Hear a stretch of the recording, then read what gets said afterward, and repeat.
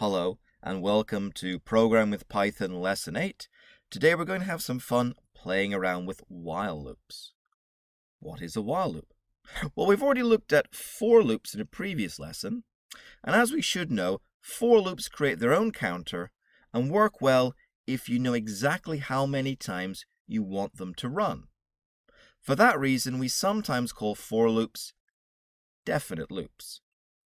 While loops, on the other hand, give you a bit more freedom in when you want your loop to end.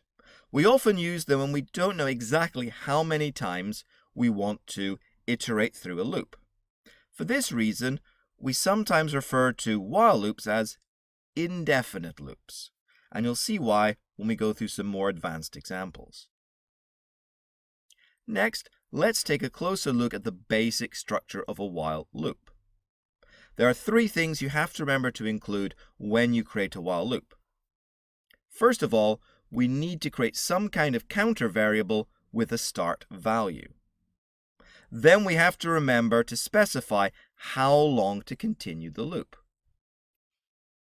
Finally, we have to remember to change this counter value. Usually it's incrementing, but it could be decrementing the value as well, depending on what kind of loop we want to run. It's very easy to miss out one of these stages, especially this final stage here, and then you might find yourself accidentally caught in an infinite loop.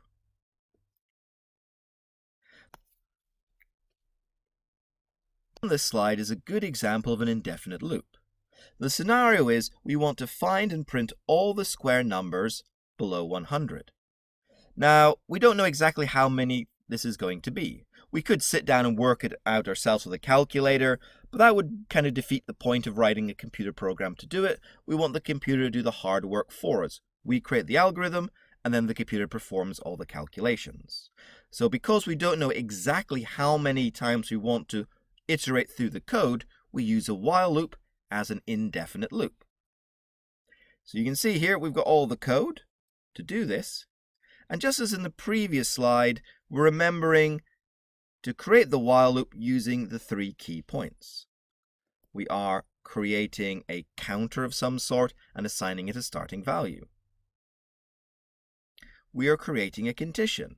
So while this condition has not been met, keep going. Keep iterating through all the code, but when the condition is met, it will exit and keep going with the rest of the program. And then we're remembering to change this counter value. Usually we're just going to increment it by 1, but we might need to do something more interesting depending on what sort of loop we're trying to do.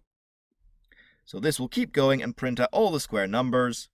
As soon as the square number becomes 100 or greater, it'll of course just exit the loop and keep going with the rest of the code. Have a look at another example. We've got a motorbike that costs £2,000. It loses 10% of its value each year. We want to print the bike's value each year until it falls below 1,000. So you can see we've got the output here. It'll print out all the values. And then when it gets to below 1,000, it will exit out of the loop and stop printing out the values. So we create a variable here that we're going to keep checking. So this is our kind of counter variable. We're going to use it just as a Boolean. It's going to be true or false. We've set the value to 2,000. And then we're saying while this variable below 1k is equivalent to false, we're going to print out the value. We're going to deduct 10%. And then we're going to do a little if statement. If the value is less than 1,000, change the value of below 1k to true. So this is slightly different from the last condition because we've got a true or a false Boolean. This is what we call a flag, and it's a nice, neat, elegant way of exiting out of an indefinite loop when a condition is met. So again, take the code, run it, play around with it. Make sure you're confident you know how it works. So again, this is a good example of a while loop, simply because we don't know how many times in advance we're going to use this data. We don't know how many times we want to loop. But using a while loop, that's not important. We can just set the condition, and it'll keep going until that condition is no longer true. Sometimes we need to stop a loop before coming to the end of the original instructions. One way to do this is just to use a break. So I'm going to show you a break using both a for loop and a while loop that do the same thing, but just to show you how a break can work in both situations. So all we're doing is we're saying, okay, print out all the numbers from 0 up into a very big number. But if it gets to 20, break. It's kind of a silly, very simple example, but just to show you what happens. So in both cases, when x gets to 20, it will say the code break. Break means exit out of the loop. Doesn't matter what the, doesn't matter what the condition is. When x gets to 20, exit the loop. Another way of achieving the same effect, but perhaps more elegantly, is to use what we call a flag. So have a look at this code here. What we have is a very simple guessing game. The user gets 3 guesses to guess the magic number being 7. So while we want them to have 3 guesses, if they do get the answer right, we want the loop to exit and continue with the rest of the program. So to do this, we have created our flag variable correct, and we've set it to false. And then we've said, okay, well, the number of guesses is less than 3, and correct is set to false, so they haven't had their full number of guesses, and they haven't won the game. Then keep asking them to guess the number. If they do guess the correct number, which is 7, then we change the flag. We change the value to true. So this means when it reaches the loop, again, it will exit out the loop and continue with the program. So they get their 3 guesses, and it'll keep going while they get the 3 guesses. But if at any point they do get the answer right, we change the value of the flag variable, and they will exit out and continue with the rest of the program. Now, we don't have to use a flag. We could just use break as in the previous slide. So I would just get rid of this line here. I don't need this condition here. Don't need this line here. And then after print yes, I could just say something like break. And then it would break out of the loop.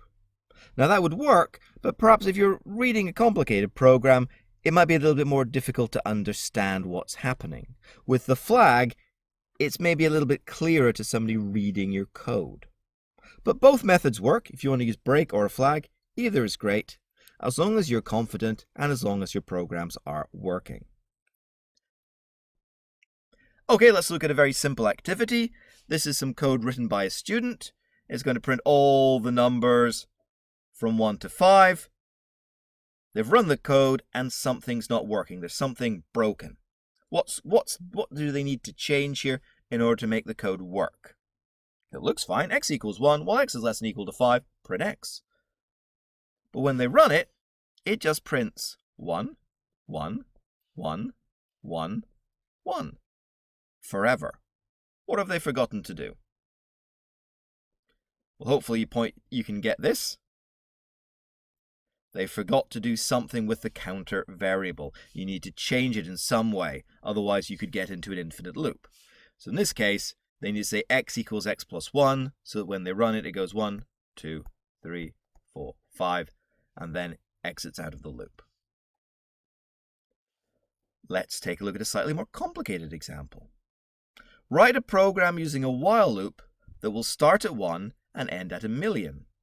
The program should print each number followed by its square, but break once this square is bigger than 4096. So if you go back to one of the earlier slides, was it slide 6? I'll put a question mark there, I might have changed that. But go back, have a look at the early example where we're squaring numbers, and see if you can work out what you need to change with this code in order to get that to happen. So remember, the initial loop should go from 1 to 1,000,000. But the condition is if it gets to be greater than 4096, it should exit the loop. And we're going to do that simply using a break just now. Although if you want to change it and make it a flag, you could do that. But we're keeping it simple. What's the missing code? Have a go at programming this and see if you can work it out yourself. let's take a look at the solution here. So hopefully we've got the condition here while x is less than 1 million. We remember to increment the value of x by 1 each time, because we want to go through all the numbers, 1, 2, 3, 4, until we get to 1 million. Remember that we square a number by multiplying it by itself.